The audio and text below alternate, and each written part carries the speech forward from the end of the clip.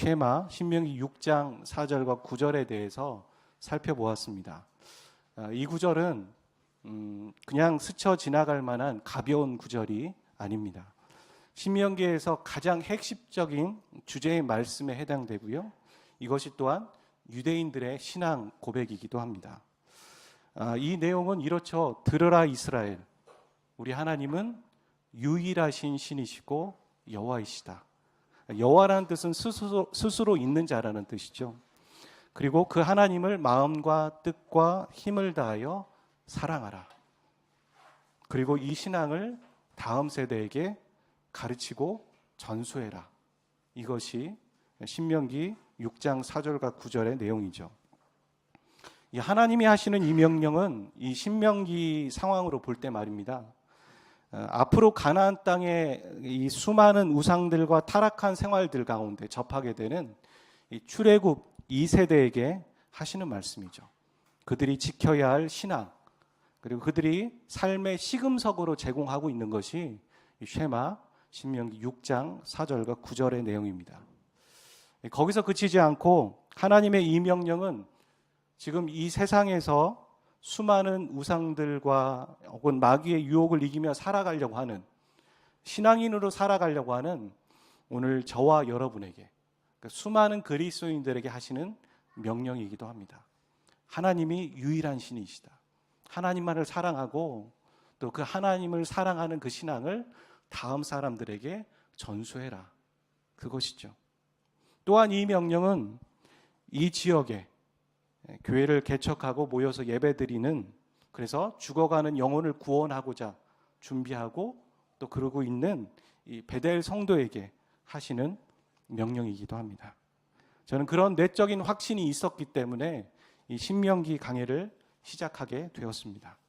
읽진 않았지만 10절과 13절에 해당되는 말씀을 저는 이미 2018년 5월 15일에 기도의 응답으로 받았습니다. 제가 제 얘기하는 걸 별로 설교에 좋아하진 않는데 이것은 필요할 것 같아서 잠깐 소개하겠습니다. 2018년 저는 진로에 대한 고민을 하고 있었습니다. 앞으로 목사를 할 건가 말 건가 그런 얘기가 아니라 목회를 계속 할 건데 어떤 모양과 어떤 방향으로 할 것인가, 그런 어떤 사역을 해야 될지에 대한 진지한 고민들을 계속 하고 있었고, 기도하고 있었고, 또 매일 성경의 본문의 순서에 따라서 묵상하고 있었습니다. 그리고 이날 5월 15일은 제가 공부를 위해서 미국 가는 비행기에 몸을 실었던 때였습니다. 비행기에 타서 조금 눈을 붙이고 난 후에 일어나서 그날에 해당되는 본문을 쭉 펴고 말씀을 읽어 내려갔습니다. 묵상하기 위해 이 말씀을 읽어 내려가는데 저는 알 수 있었습니다. 여러분 그거 아시잖아요. 내가 흔히 봤던 말씀인데 그날따라 그게 눈에 들어오고 그것이 하나님의 말씀이다라는 게 명확하게 알아지는 거. 제가 그동안 기도했던 그 기도 제목에 응답해 주시는 하나님의 말씀임을 저는 확신할 수 있었습니다. 이 말씀을 접할 즈음에 저의 마음은 미래에 대한 불확실성 때문에 걱정했고 염려했고 두려워했습니다. 저는 그때 어떤 문제 안에 놓여 있었기 때문에 그 문제는 꼬일 대로 꼬여 있는 상황이었고, 비행기를 타기 전까지도 그 문제 때문에 길게 통화를 하고 비행기를 타야 했습니다. 그래서 저는 매우 무거운 마음으로 비행기를 탔고 그리고 공부하러 갔었습니다. 근데 이 말씀을 읽는 순간 저에게 큰 위로가 하늘에서 임했습니다. 마음이 평안해졌습니다. 하나님 뭔가 상황을 바꾸시겠구나 하는 생각도 들었습니다. 염려하고 걱정하는 저에게 하나님은 이렇게 말씀하셨습니다. 10절부터 13절인데요. 내가 건축하지 아니한 크고 아름다운 성읍을 얻게 할 것이다. 내가 채우지 아니한 아름다운 물건이 가득한 집을 얻게 할 것이며, 내가 파지 아니한 우물을 차지하게 할 것이고, 내가 심지 아니한 포도원과 감람나무를 차지하게 하사 너로 배불리 먹게 할 것이다. 하지만 조심해라. 여호와를 잊지 말고 여호와를 경외하며 그분만을 섬겨라. 이 말씀을 저에게 주셨습니다. 하나님은 저에게 아무 조건 없이 제가 만들지 않은 것이지만 누리게 할 것이라고 말씀하셨고요. 너를 내가 끝까지 책임지게 하겠다. 책임지게 했다. 배부르게 하겠다라고 말씀하셨습니다. 하지만 번성된 걸로 인하여서 눈이 어두워져서 이 모든 것이 내가 한 거야, 이런 교만한 마음 갖지 말라고 말씀하셨고요. 하나님을 잊거나 하나님을 떠나는 일이 없도록 하라고 말씀하여 주셨습니다. 저에게는 손에 쥔 것도 하나도 없었지만, 그리고 상황은 하나도 변하지 않았는데요, 이 말씀을 듣고 저는 감사했고, 그 폭풍 속에서도 고요함을 찾는 그 평안함이 제 안에 몰려 들어왔습니다. 하나님은 그런 분이셨습니다. 나의 상황 때문에 일을 못 하시는 분이 아니셨던 겁니다. 내가 얼마나 죄를 많이 지었나, 크게 깊게 지었나, 그거의 여부와 상관없이 그런 것 때문에 손을 대시고 못 대시고 하는 분이 아니었습니다. 우리의 연약함, 우리의 좌절, 우리의 악함, 그리고 무기력, 그리고 반항심, 이것은 그분이 우리를 사랑하는데 결코 장애물이 되지 않습니다. 이 모든 것을 덮어버리고 없애버릴 만한, 이 모든 것들을 녹아버릴 만한 그분의 열정적인 사랑으로 우리를 무장해제시키시는 분이 하나님이십니다. 그분을 만난 어떤 누가 뻣뻣이 서 있었습니까? 한 명도 뻣뻣이 서 있을 수 없었습니다. 그분을 만났을 때 모습은 달랐지만 하나같이 죄인임을 회개하고 무릎 꿇었고 그분의 사랑 앞에서 우리는 무장해제되었습니다. 이사야가 그랬고요, 베드로가 그랬고 사도 바울이 그랬으며, 오늘 저와 여러분이 주님을 처음 만났을 때 꼬꾸라졌고 그분의 사랑 앞에서 우리는 무장해제 되었던 것입니다. 그분 앞에 세울 만한 자존심도 없고 그분 앞에서 우리의 수치심은 드러나지도 않았습니다. 그분의 사랑이 우리를 덮었기 때문입니다. 사랑은 허다한 죄를 덮는다라고 성경은 말하고 있는데 그게 맞는 말입니다. 그 사랑이 죽어있는 우리의 영혼을 살렸고 그분의 사랑이 구원받기에 불가능하게 했던 우리 죄인을 하나님의 자녀로 바꾸어 놓았던 겁니다. 아멘이십니까? 그런 하나님이 저를 사랑해 주시기에 저는 그분을 사랑하고 그분의 말씀을 청종하고 그분의 의중을 존중하고 살아가는 것이죠.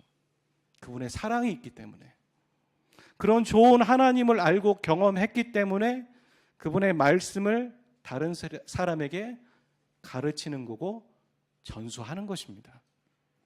여러분, 이 쉐마의 말씀을 지키는 것은 의무감이 아닙니다. 탁탁한 것이 아닙니다. 그렇게 하기에는 정말 어려운 일입니다. 이 말씀을 지키는 동기는 무엇인지 아십니까? 명령이기 때문이 아닙니다. 이 말씀을 지키는 동기는 사랑입니다. 내가 그분을 사랑하는 사랑 말고요, 하나님이 나를 어마무시하게 사랑하시는 그 사랑을 경험한 자는 그분을 사랑할 수 있는 것이고 그분의 사랑을 다른 사람에게 전할 수 있는 것입니다. 하지 말라고 해도 할 수 있는 것입니다.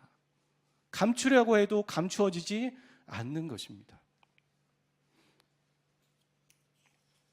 우리는 얼마만큼 물에 담그고 있습니까? 이 말은 무슨 이야기냐면요, 우리는 얼마만큼 하나님이라는 은혜의 물에 담겨 있냐는 것입니다. 얼마만큼 하나님에게 점령당했고 그 사랑에 잠겨 있습니까? 우리는 자칫 우리 안에 하나님을 넣으려고 합니다. 우리라는 그릇 안에 그분을 담궈보려고 하고 품어보려고 하는 그런 어리석음을 자칫 갖고 있다는 겁니다. 처음 신앙생활을 할 때는 우리가 그분 안에 담겨져 있는 것이 무엇인지 압니다. 그런 꼼수 같은 것도 없습니다. 하지만 시간이 지나면서 내가 그분을 품어보려고 하는 겁니다. 내가 그분을 담아보려고 하고 내가 그분을 이해해 보려고 합니다. 내가 한번 이해해 드려보지, 내가 한번 예배 드려보지, 내가 한번 품어 드려보지, 그렇게 말하는 것입니다. 내가 조금 알고 있는 지식, 신앙의 경험이 전부인 것처럼, 내가 하나님인 것처럼 내가 하나님을 품고 내가 하나님을 이해하고 있다라고 말하고 있는 겁니다. 그게 오늘 저와 여러분의 모습은 아닙니까? 반대여야 하는 것이죠. 하나님의 어마어마한 사랑의 바다에 우리를 던져야 하는 것입니다. 하나님이 주어인 바다에 종인 내가 던져지는 것입니다. 창조주 하나님의 바다에 피조물인 인간이 나를 던져버리는 것입니다. 그럴 때 하나님은 우리를 통해 비로소 일하십니다. 우리를 빚어가시고 우리를 바꿔가십니다. 우리의 속사람을 바꿔가시고 우리를 통해 하나님이 일하시는 것을 보게 되는 것이죠. 내가 주어일 때는 내가 하나님이 일하시도록 아무리 노력해도 일해지지 않던 것인데, 나의 힘을 빼고 나를 포기하고 나를 던져버릴 때, 나의 자존심도 던져버리고 나의 경험도 던져버리고 그분 앞에 나의 무기력과 나의 조그만한 그 수치심도 던져버릴 때, 그분의 사랑이 나를 점령하기 시작할 때 그분은 나를 통해 비로소 일하시기 시작하는 것이고, 나를 통해 하나님이 일하시는 것을 경험하기 시작하는 것이죠. 그것이 신앙의 맛이고 그게 신앙의 시작이며 신앙의 기초인 것입니다. 저는 6장 10절과 13절의 말씀을 받고 바로 그 위의 말씀인 3절부터 9절의 말씀을 오랫동안 묵상해 봤습니다. 오늘날 이 신앙의 전수를 위해 많은 사람이 노력합니다. 지혜를 모으고 고민합니다. 많은 젊은 깨어있는 목회자들과 교회들이 그것을 신앙의 전수를 하기 위해서 우리가 그동안 잘못했던 부분들을 깨달으면서 어떻게 해야 될지 시스템도 바꾸고요, 생각들도 하고 고민을 모으고 세미나도 합니다. 이 말씀이 우리에게 주시는 신앙의 전수의 방법은 결국엔 두 가지인 것 같습니다. 그것은 무엇이냐면요, 듣고 행하는 것입니다. 듣고 행하는 것을 같이 하는 신앙이 진짜 신앙인 것이죠. 삶이 없는 신앙이란 말이죠, 이론이고 개념입니다. 여기서만 얘기하고 여기서만 적용되고 여기서만 끄덕여지는 것들은 개념이고 이론이지 신앙이 아닌 것이죠. 야고보서는 뭐라고 합니까? 행함이 없는 믿음은 죽은 믿음이라고 말하지 않았습니다. 그 행함이 없는 믿음은 죽었다라고 말했습니다. 그건 믿음 아니다라고, 그건 신앙 아니다라고 야고보서는 단언하고 있는 것이죠. 근데 우리는 믿음과 행하는 것이 구분되어 있다라고 생각하는 시대에 살아가고 있어요. 이것은 바로 헬레니즘 문화이죠. 이분법적인 세상. 거룩한 것과 거룩하지 않은 것들이 있고, 그렇죠? 그래서 왜 예전에는 예배당에 올라올 때 여기 위에는요 신발 벗고 올라왔어야 했습니다. 간혹 신발 벗고 뒷걸음으로 오시는 분들도 계셔요. 뒷걸음으로 나가지고 제가 좀 무안해가지고 어찌할 바를 모르겠는데, 예전엔 요 앞에 이렇게 때리는 드럼 악기는 마귀의 악기다라고 그렇게 말했었습니다. 뭔가 구분되어지는 것, 단절되어지는 것, 어찌 보면 교회가 그것들을 해왔던 것이죠. 삶에 영향을 주지 않는 믿음은 말입니다, 믿음이 아닙니다. 그게 무엇이냐면요, 내가 믿어야지 하고 내가 영향을 끼친다는 게 아니라 내가 정말 그렇게 믿었다면 그렇게 살아날 때 하나님 일하시는 거예요. 하나님 우리에게 우리의 삶 가운데 우리가 나의 것이라고 말하고 있는 그 영역 가운데 하나님을 초청하기를 원하십니다. 우리의 삶에 하나님을 초청하지 않는 이유는 이런 거 가지고 하나님이 들어주시겠어, 그런 모습들이 우리 안에 있을 수도 있죠. 이런 거 가지고 기도해야 될까? 그리고 창피해서 수치스러워서 그것들을 올려드리지 않는 겁니다. 혹은 우리도 모르게 구분 짓는 거예요. 거룩한 것과 거룩하지 않은 것, 하나님이 일하실 수 있는 것과 하나님이 일하시지 않는 것들을 구분해놓고 그것은 하지 않아야 되는 것이라고 생각하는 것이죠. 우리 삶의 모든 문제들을 하나님께 내어드려야 합니다. 저는 기도에 대한 얘기들을 할 때, 하나님을 초청해야 된다는 얘기를 할 때 간혹 이런 경험을 제가 소개합니다. 제가 예전에 차 사고가 몇 번 있었는데 작은 접촉사고가 있었습니다. 그런 접촉사고가 있고 그 차를 공업사에 맡겼어요. 작은 접촉사고였기 때문에 그날 맡기고 그날 찾아올 수 있는 수준이었습니다. 그리고 퇴근 후에 제가 공업사에 찾아갔는데 퇴근 후니까 저녁도 못 먹고 매우 배가 고팠던 것이죠. 근데 공업사 직원분들도 저녁을 주지 않더라고요. 제공하지 않더라고요. 그러니까 사장님이 그 공업사 직원들 먹으라고 빵을 이렇게 놓은 것 같았어요. 베이커리에 있는 빵을 이렇게 놓고 퇴근할 때 빵을 먹어라, 이런 얘기인 것 같더라고요. 저는 이제 차를 찾고 이제 카드로 이제 차를 수리한 거에 결제를 하려는데 배가 너무 고픈데 그 빵이 눈에 들어오는 거예요. 제가 뭐라고 했는 줄 아십니까? 하나님 앞에, 하나님 저 빵 먹고 싶어요. 예. 사장님한테 먹고 싶어요 그 얘기는 못하고, 눈치가 있잖아요. 직원들 빵인데 제가 먹으면 안 되죠. 몇 개인지도 모르고. 하나님 저 빵 먹고 싶어요. 제가 그렇게 기도를 했습니다. 그리고 카드를 냈고 카드를 결제를 했습니다. 사장님이 뭐라고 얘기한 줄 아십니까? 이 빵 드실래요? 그렇게 말을 한 거죠. 에이, 뭐 그렇게 얘기도 하고 우연이죠라고 얘기하는데 저는 압니다. 하나님과 저와의 관계 안에서 하나님이 그것을 응답해 주셨다는 것을. 이런 것입니다. 아주 사소한 것이지만, 정말 유치할 수도 있는 것이지만, 그 삶의 자리에까지 하나님을 초청하고 또 그것들을 살아내는 것. 듣고 행하는 부모 세대를 통하여서 혹은 청년 세대를 통하여서 그 다음 세대들은 그 신앙을 배우는 것이죠. 이거 해, 이렇게 읽어, 이렇게 해야 돼라고 말하는 게 아니라 그렇게 살아내는 모습을 통해 자녀들은 배우고 신앙의 다음 세대들은 보게 되는 것이죠. 두 번째, 이 3장 3절부터 9절의 말씀을 통해 알 수 있는 것은요, 첫 번째와 비슷한데요, 개인과 가정과 교회와 나라와 민족 사이에 단절이 있다면 신앙의 전수는 이루어지지 않는다는 것입니다. 지난주에 말씀드린 것처럼 오늘날의 교회와 가정이 단절되어 있습니다. 교회에서는 하나님의 말씀을 가르치지만 길어봤자 1시간이에요. 1시간 반도 안 돼요. 예배가 1시간이라면 말씀을 듣는 시간은 30분이 넘지 않습니다. 그렇잖아요. 그리고 6일은 굶는 거예요. 부모는 자녀들의 신앙에 관심이 없고 어떻게 가르쳐야 될지 모르는 거죠. 그리고 6일을 공백하고 주일에 와서 다시 신앙의 말씀을 듣습니다. 어떤 교육도 비효율적이고 효과적이지 않은 교육을 우리는 하고 있는 거예요. 근데 이 신명기 6장 3절과 9절의 말씀을 보면 뭐라고 합니까? 삶의 모든 구석구석에서 하나님의 말씀을 들어야 된다는 거예요. 가르쳐야 된다는 거예요. 외워야 된다는 거예요. 그리고 아이들의 눈에 보이는 곳에 하나님의 말씀이 붙어 있어야 했습니다. 그리고 그것은 한 가정이 아니라 또 사회였고 또 지역사회였고 교회였고 공동체였고 모든 곳에 그것들이 이루어져 있어야 했던 것이죠. 어디를 가든 하나님의 말씀이 있는 거예요. 어디를 가든 하나님의 말씀을 가르치는 사람이 있는 거예요. 어디를 가든 눈에 보이는 게 하나님의 말씀이었던 겁니다. 어디를 가든 신앙인이 존재했던 것이죠. 오늘날은 그렇지 않다라는 것이에요. 저는 이것을 좀 더 다르게 적용해 봤으면 좋겠어요. 우리가 나라를 바꿀 수 없잖아요. 하지만 우리는 가정과 교회가 연결되어져 있어야 되죠. 그럼 이렇게들 얘기하죠. 단순하게 부모가 가정에서 가르치고 교회에서 가르쳐야 된다.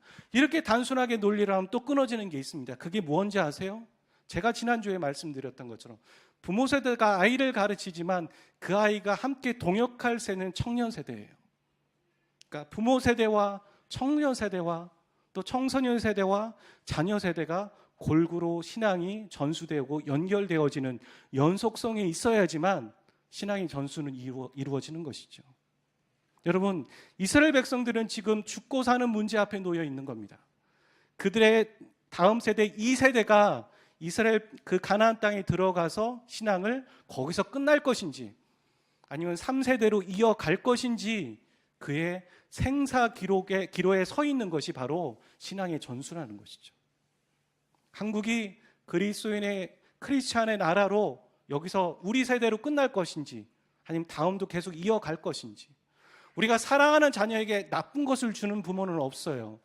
사랑하는 내 자녀 같은 청년들에게 나쁜 것을 주는 사람들은 없단 말입니다. 좋은 것을 주려고 하죠. 하나라도 좋은 것을 먹이려고 하고 입히려고 합니다. 근데 우리는 왜 영적인 것은 그러지 않나요? 왜 우리는 영적인 것은 등한시하며 내 새끼만 내 새끼고 우리 공동체에 있는 새끼들은 내 새끼가 아닌가요? 제가 욕한 건 아니겠죠? 그렇게 받아들이시는 분은 없겠죠. 그렇지 않습니까? 사랑하는 저와 여러분, 우리가 그것들을 시작했으면 좋겠어요. 우리의 다음 세대가 아니라 지금의 세대의 신앙이 전수되는 겁니다.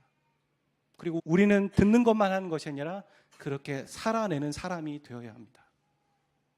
6일의 삶에서 그렇게 살아내십시오. 그것이 쉬운 것이 아닙니다. 하나님도 알고 계십니다. 이스라엘 백성들이 개척하는 그 땅에 들어가서 얼마나 어려울지는 알고 계십니다. 하지만 해피엔딩으로 끝난다고 이미 약속하고 계세요. 네가 거두지 않은 것들 내 거두게 하고, 내가 건축하지 않은 걸 건축하게 하고, 네가 심지 않은 것을 이미 심게 할 거야. 이 영화는 말이죠, 이 스토리는 해피엔딩으로 끝나는 것입니다. 아멘이십니까? 이미 약속이 주어져 있어요. 우리는 믿고 순종하고 말씀대로 살아내는 것뿐입니다. 그렇게 살아내는 저와 여러분 되시기를 주의 이름으로 축원드립니다.